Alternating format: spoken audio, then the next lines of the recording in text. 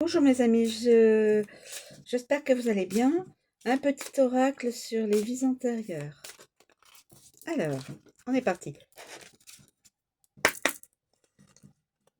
S'il vous plaît, pouvez-vous nous donner un message de vies antérieures? S'il vous plaît, pouvez-vous nous donner, nous communiquer un message sur une de nos vies antérieures pour comprendre ce que l'on vit actuellement? Ça en découle. Je sais, on pourrait dire, ah bah c'est du passé, c'est dans nos vies antérieures, ça ne compte plus. Si, tout compte. Dans nos vies antérieures, on emmène les mémoires cellulaires, tout ce qu'on a subi dans nos autres vies, on le ramène aussi ici, dans cette vie actuelle. C'est pour ça que je fais ces soins-là. Pour aider ceux qui veulent être libérés d'une certaine forme de... on appelle ça de mémoire douloureuse. Bah, écoutez, ça parle, hein. On a 4. L'arbre, la confiance et la foi, la vie amoureuse et la vie galactique. Alors là...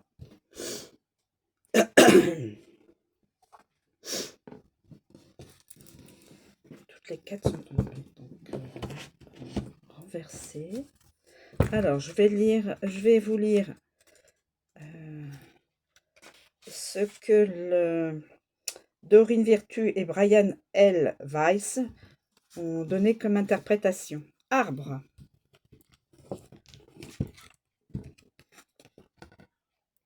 Cette carte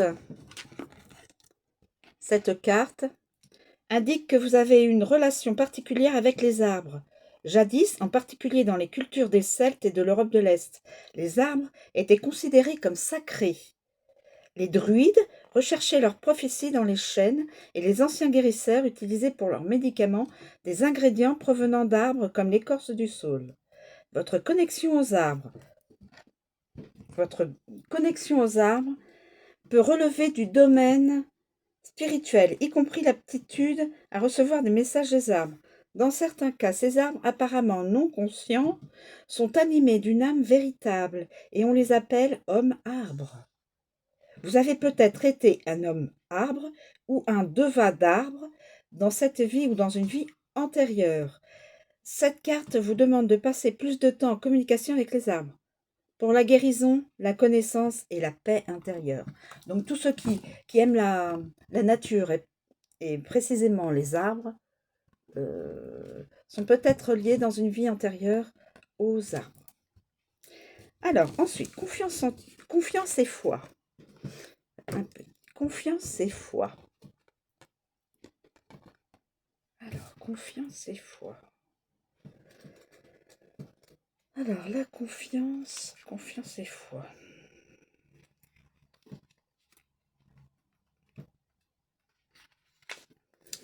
La question que vous posez aujourd'hui est liée au degré de confiance et de foi qui vous habite. Ces deux qualités affectent votre niveau d'épanouissement, de paix et de joie. Si vous découvrez que vous n'avez pas confiance en vous-même, ni en les autres, ni même dans la vie, le problème remonte peut-être à une vie antérieure. Ce que je disais. Cette carte peut également indiquer que vous avez été trahi dans une vie antérieure par une personne précise qui se retrouve dans votre vie actuelle. Et oui. Cela est également vrai eu égard à la dose de foi que vous portez à l'univers ou à Dieu. Prêtez attention aux autres cartes que vous avez tirées autour de celle-ci afin d'y trouver des indices. La carte que vous avez tirée est le signe que vous devez avoir la foi et l'assurance que vos prières ont été entendues et qu'elles vont être traitées. S'il est vrai que l'on apprend du passé, il est aussi important de vivre le moment présent, bien sûr, sans l'obscurcir des douleurs du passé. Et si vos problèmes de confiance et de foi concernent certains individus, prêtez attention à ces sensations, car elles sont sans doute un signal d'alarme dont vous devez tenir compte. Vous pouvez pardonner à quelqu'un ses actions dans des vies antérieures et en même temps suivre votre instinct s'il vous conseille de vous méfier de cette personne et de l'éviter. Voilà. Ensuite, nous avons la vie amoureuse. La vie amoureuse. La vie amoureuse. Vie amoureuse. Vie amoureuse. Cette carte vous indique que votre vie amoureuse est affectée par une ou plusieurs vies antérieures. Le plus vraisemblable est que vous avez eu une expérience douloureuse dans le passé et que, de ce fait, vous êtes maintenant excessivement prudent. Dans ces cas-là, travailler sur vous-même peut vous aider à rouvrir votre beau cœur aimant. Vous pourrez ainsi à nouveau aimer et être aimé. Il est également probable que cette carte vous confirme que l'homme ou la femme qui vous attire était également une personne importante dans votre vie antérieure. Cette personne n'était peut-être pas un partenaire romantique à l'époque, mais votre désir d'avoir une relation dans cette vie-ci fait assurément partie d'un projet plus vaste. Et maintenant, le galactique. Alors, maintenant, le galactique.